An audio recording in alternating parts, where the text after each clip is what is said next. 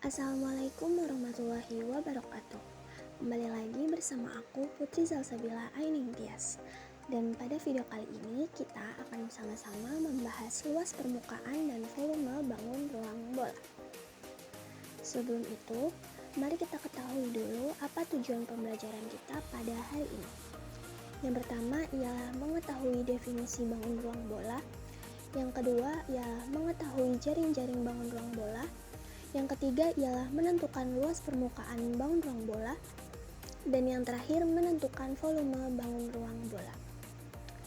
Sebelum itu, pernahkah kalian memakan cemil? Dan tahukah kalian bahwa cemil itu berbentuk seperti bola? Jadi sebenarnya apa itu bola? Bangun ruang bola ialah salah satu bentuk geometri 3 dimensi yang memiliki semua titik pada permukaannya berjarak sama dari sebuah titik pusat. Jarak ini disebut jari-jari bola. Bola tidak memiliki sisi, sudut, ataupun tepi, melainkan permukaan melengkung yang halus dan juga simetris. Nah, ketika kita membongkar bola, kira-kira bentuknya akan menjadi seperti ini, teman-teman. Lalu, untuk menentukan luas permukaan bola, kita memiliki rumus L sama dengan 4πr kuadrat. Jadi, meskipun jaring-jaring bola itu tidak dapat direpresentasikan ya seperti tadi, namun luas permukaan bola dapat dihitung dengan rumus. Oke, selanjutnya kita ke rumus menghitung volume bola. Nah, volume bola itu dapat dihitung dengan 4 kali 3 πr kubik, dimana V ialah volume, R-nya adalah jari-jari. Gimana teman-teman? Rumus bola lebih mudah dihafal bukan? Kalau gitu, mari kita langsung terapkan pada contoh soal ya. Di sini ada contoh soal yang pertama. Ibu Rina sedang menyiapkan pesanan klepon untuk dijual di pasar. Klepon buatannya berbentuk bulat sempurna dengan diameter 4 cm. Dan seluruh permukaannya akan dilapisi kelapa parut. Untuk melapisi klepon, Ibu Rina membeli kelapa parut yang dikemas dalam plastik. Satu bungkus kelapa parut cukup untuk melapisi permukaan seluas 800 cm persegi. Hari ini, Bu Rina berencana membuat 25 butir klepon. Nah, agar seluruh klepon bisa terlapisi kelapa parut dengan sempurna, berapa bungkus kelapa parut minimal yang harus dibeli oleh Bu Rina?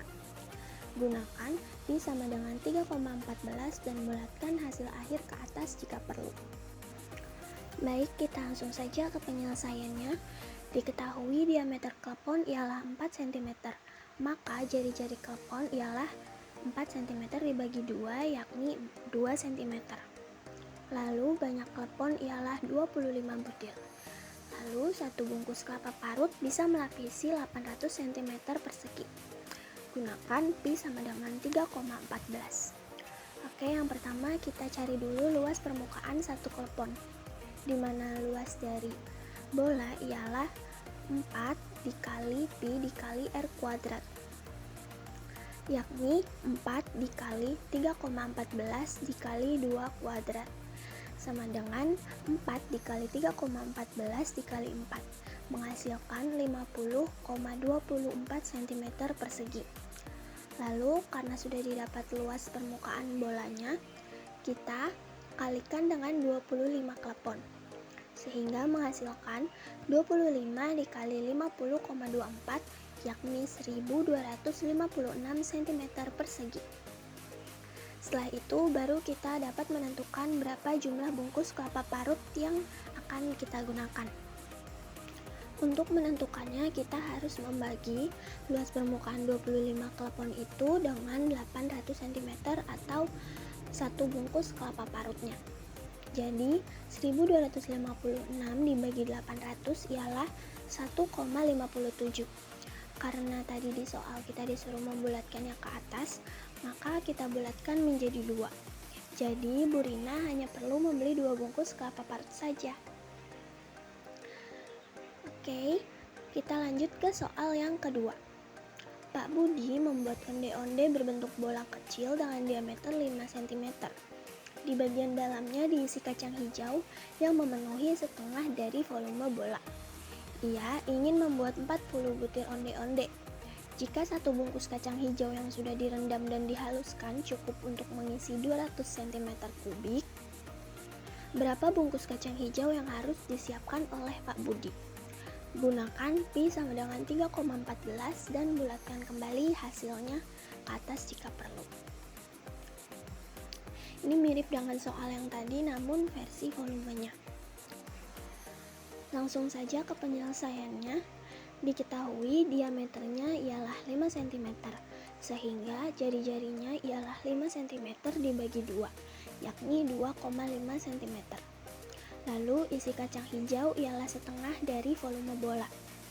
Banyak onde-ondenya ialah 40 butir dan satu bungkus kacang hijau mampu untuk mengisi 200 cm kubik. Kita menggunakan pi sama dengan 3,14. Oke, yang pertama kita cari dulu volume untuk satu bola, di mana V sama dengan 4/3 dikali 3,14 dikali 2,5 kubik sama dengan 4/3 dikali 3,14 dikali 15,625, sehingga 4/3 dikali 49,0625 menghasilkan 65,4166.